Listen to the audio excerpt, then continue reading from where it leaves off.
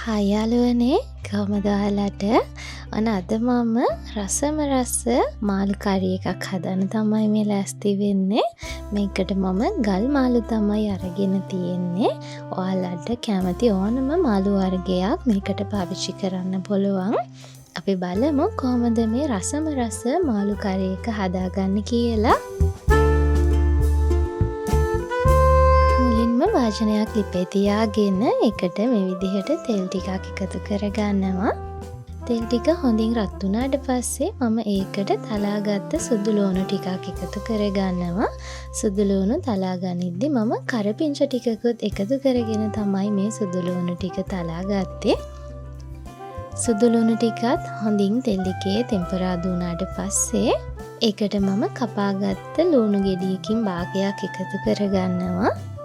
ලුණු ටිකත් මේ විදිහට හොඳින් තෙල් එකේ කලවම් කරගන්න.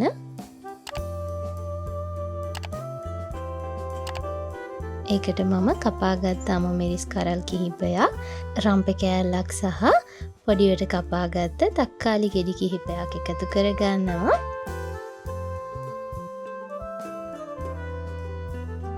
ඒකටම උළු හාල් ටිකක් සහ කුරුඳු පොතු කිහිපයක්, ඒ වගේම රස අනුව ගම්මිරිස් කුඩු ටිකක් මේකට එකතු කරගන්න පුළුවන්.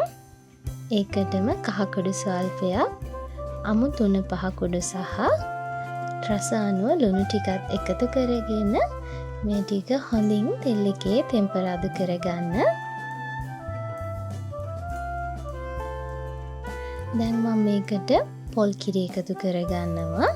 ඔයාලට අවශ්‍ය හොදි ප්‍රමාණය අනුව පොල් කිරි අඩු වැඩි කරගන්න පුළුවන්.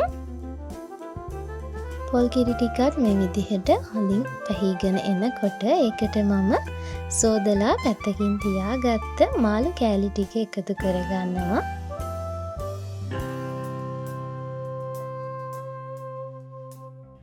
මාළු කෑලි ටිකත් එකතු කරගෙන සාමාන්‍ය ගින්දරේ මේ මාළු ටික අපි උයා ගන්න ඕනේ.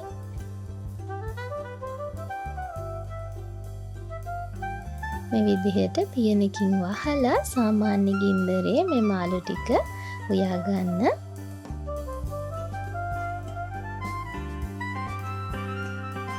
කිරි ටික හොඳින් මේ විදිහට පැහිගෙන එද්දී හැන්ද පාවිච්චි කරලා පරිස්සමට මාළු කෑලි ටික දෙපැත්ත පෙරලා ගන්න.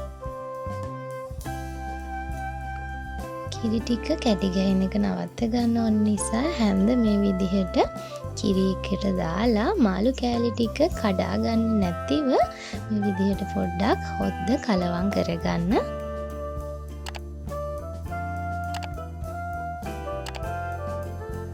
ඔන්න ඉතින් මම මගේ මාළු කරි එක හදාගෙන ඉවරයි.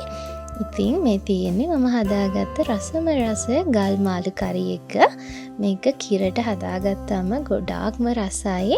ඉතින් ඔයාලත් මාළු උයනවා නම් මේ විදිහට කිරට හදලා බලන්න. හරිම රසයි. ඉතින් මගේ වීඩියෝ එක නරඹුවාට ඔයාලට බොහොමත්ම ස්තුතියි. දිගටම මාත් එක්ක එකතුලා ඉන්න කියලා ආදරෙන් මතක් කරනවා.